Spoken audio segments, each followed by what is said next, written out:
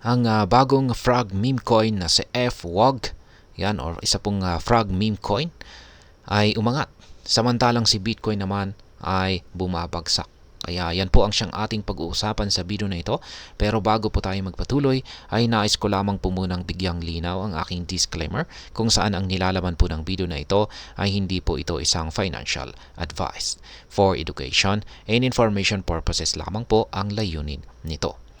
Ngayon, ang frog meme coin na ito na FWOG, yan, ay isa pong bagong meme coin na kamakailan lang ay umangat po ng higit 70% sa loob ng isang linggo.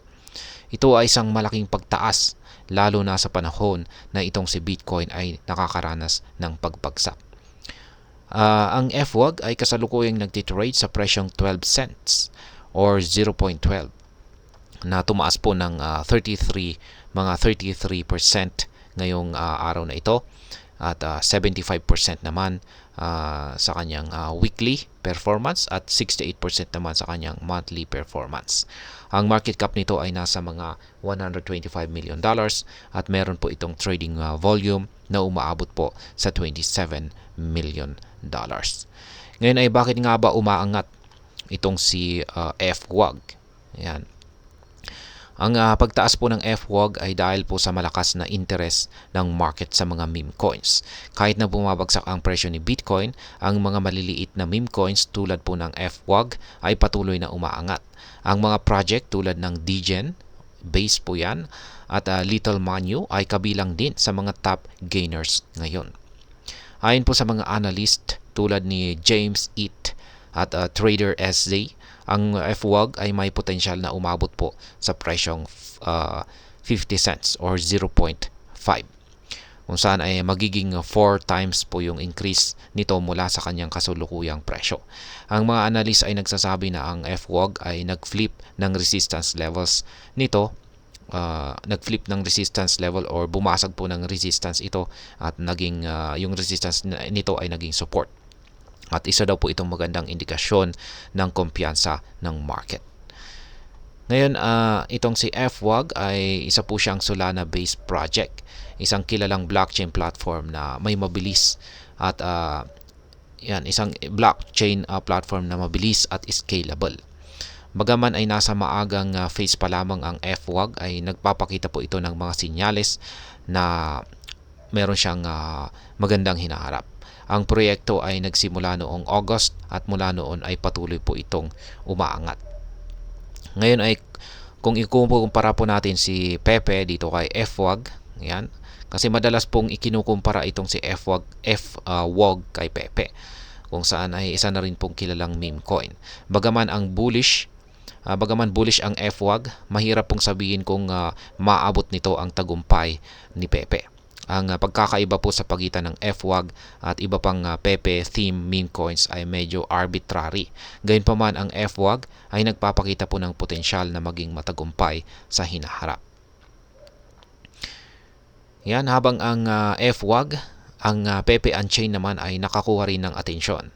Ang presale nito ay malapit ng umabot sa $17 million. Ang proyekto na ito ay naglalayo pong bumuo ng unang Pepe theme Ethereum Layer 2 blockchain na nag-aalok naman ng mas natatanging use case kumpara sa ibang mga meme coins.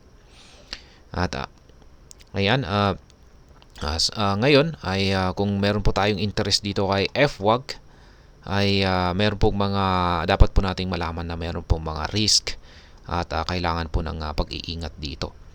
Kaya ang mga meme coins ay kilala po kasi ang mga ito sa kanilang mga volatility at ang mga presyo nito ay maaaring mabilis na bumagsak. Kaya kailangan pa rin natin na mag-do your own research, laging magsagawa ng sariling pagsasaliksik bago mag-invest at alamin ang mga detalye ng project na ito at ang mga tao sa likod nito. At syempre mag-diversify na rin po tayo. Huwag pong ilagay lahat ng inyong investment sa isang coin lamang. Mag-diversify ng iyong portfolio para mabawasan ang risk.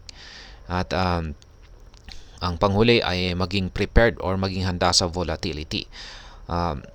Sapagkat posible pong maging mabilis ang pagbabago ng presyo ng FWOG.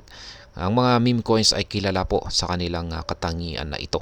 kung saan ay madalas pong nakakaranas ng malalaking price swings.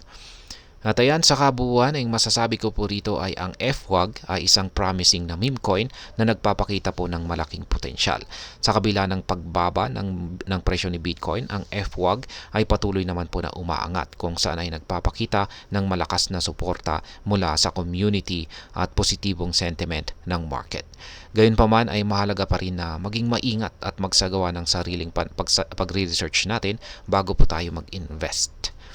At ayan, hanggang dito na lamang po tayo sa video na ito. Sana po ay inyong nagustuhan ang aking paliwanag sa video na ito.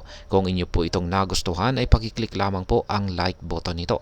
Para naman po sa mga bago lamang dito, kayo po ay aking inaanyayahan para mag-subscribe. Pakiclick na rin po ang bell icon nito dahil ito po ang siyang magsisilbing notification nito sa mga bago kong videos na akin pong ina-upload sa aking YouTube channel na ito. Marami pong salamat sa panonood. Ingat po tayo lagi at God bless po sa ating lahat.